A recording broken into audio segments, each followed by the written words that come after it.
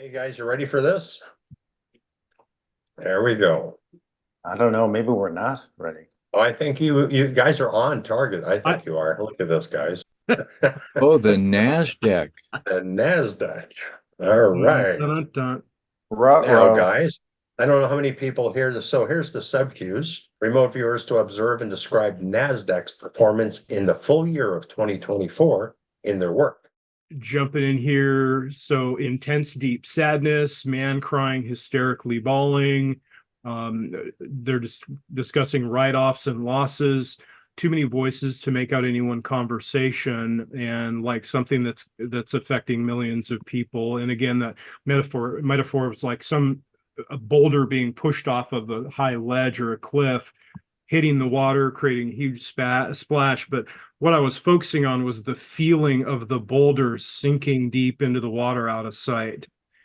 And the chart for 2024 seemed like for the first quarter, it goes. Very good. I'd like to make a couple of comments on that. As you guys know, like my background, obviously I started in equities and I still have my foot in the door with it.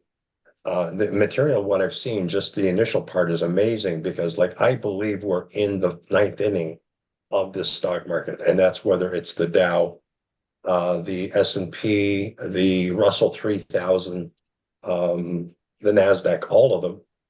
And we'll get to it later, but they're all interconnected, including the bond market, including the treasuries, including the debt, the GDP. It is all together. And this is all basically the same funny money. And when it finally lets go, in my opinion, it's going to be let go. But now when you say people crying, most people would interpret that probably as people will lose money in the stock market. That's not, in my opinion, where the real pain is going to be, because the average working person in the United States that has a decent job have pensions. And most of their pensions are what we call passive investments, which means they don't have individual stocks like an Apple or Okay, that's we got 4 more sessions to look at. You tell me I'm talking too much, Dick? Is that what you're trying to tell me? No, I can't wait to see where the other viewers take this. Okay, who's up next? Edward. Okay, well, who's behind this? I had to ponder. And I had this little pudgy-faced entity that reminded me of Janet Yellen, trying to patch up a leak as a liquidity problem appears. The tide pulls out, as in money being pulled out. This brings hostility and a need for drastic measures. But drastic measures, I had to question, like a pumping up of a market. People get in trouble for this. I can see some people going to jail. A money market shakeup, and hopefully a pudgy face creature, Yellen is behind bars, I hope. Pudgy face. And then I did this graph here, and that's what it looked like to me.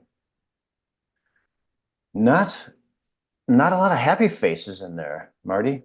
No, that's Hey, Edward, let me interrupt really quick. I wanted to say this immediately as you said it. When we went to you, you said, "Let the good times roll." Yeah. I want to show you on my list of things to do that I wrote last night.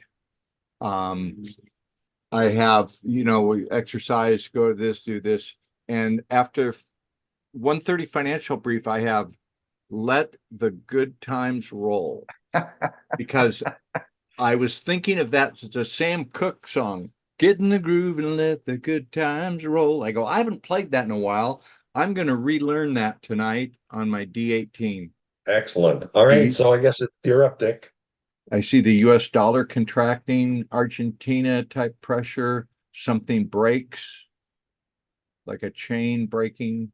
Yeah, that was, I was late in the session. I'm going, well, I don't know what I'm looking at, but I did an ideogram and probed it. And what I came up with, bonds are the weak link. Why is that important, Marty? Well, because that's their debt. They have to sell the bonds to raise the money. That's actually where the money comes from. Oh, for the stock market. Yeah, and they got like, I think it's $10 trillion worth of bonds coming due in the next few years, and they have to resell that to create what they have as the monetary base. And here's my chart. I say, That looks so, just like my chart. yeah, it's, so lately they've been inflating the bonds and the dollar supply. So they're just printing money out of nothing, putting it The in stock that. market And is that where, goes into the stock market to fuel the stock market. yeah, and it's on fire right now. That's the big one. Yeah. And so, like I said, but the numbers, it looks like it could just go on for more months. You know, it's the last hurrah, it looks like anyway. So we'll see what happens. But okay, who's next? Nyiam. Visual here was traders on the floor, tickers, placing orders, placing bets, trades, window of opportunity, something unforeseen, spot, price range, inflation, a sudden gain, a sense of like off the charts, but a panic there. So kind of got into it figuring this is probably some kind of stock type deal here. Wow. There's a lot of information packed in there. We just got to figure out what it means. That's awesome, guys. Really good. I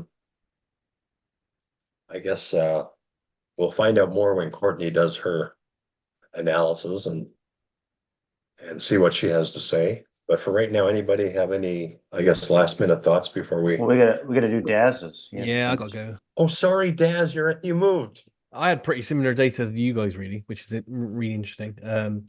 So right off the bat, it was very crazy. Lots of turmoil, lots of under pressureness, and a feeling of something being squeezed and crushed, and it was like something in the middle being squeezed from two sides.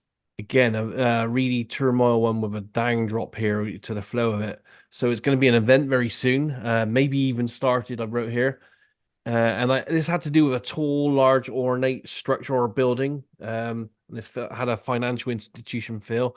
I did a chart showing there's a precursor in, looks like May, but the big event would be. A lot of interesting things to take away from that keep popping up. Like, I think May the halving of the Bitcoin. That's when they were talking about April, May, yeah, in that time frame as well. So, I mean, if that were to happen initially, I think Bitcoin, everything would go with it. We've always said that before. It's total panic. And if something big were to happen in the market, they would just all like dominoes, everything, because to preserve wealth, it doesn't matter where it's from. People want to preserve it, so they would just bail out of everything. And initially everything would come down, whether it's the stock market or the treasury bonds or whatever else, including crypto initially, right? Very interesting material. Wow, a lot of it. Worrying though, isn't it? If there's any accuracy to it. Yeah, it is, because like, how do you know? What do? You dig a hole and crawl in it? Because there's no real positivity in any of the sessions. No, nothing. Right. Yeah. Not at all. And the thing is, where do you hide? That's the key, right? Like, if you're trying to even preserve your wealth, where do you hide? Gold Nothing and is sacred. silver and cryptos. Gold and silver and cryptos, right? That's what Food, I was maybe. thinking. Food and resources, because people are going to need them. Yeah, food and Yeah. resources, maybe. Yeah. Vodka for barter. That was interesting that you saw that both the grains again as well, right? You know what? Here's my 2 cents worth for what it's worth. It seems like the whole thing is corrupt. We know that. We pretty much all feel the same way. So there's obviously a misstep somewhere along the way that these guys, because things are changing rapidly, going onto the blockchain, going in the cloud, and all the different moving parts. If they make one misstep and it comes apart, it's like, how do you put it back together again? Because it's all joined together. So it just seems to me like there's going to be a major misstep somewhere along the way that's probably going to start this ball rolling.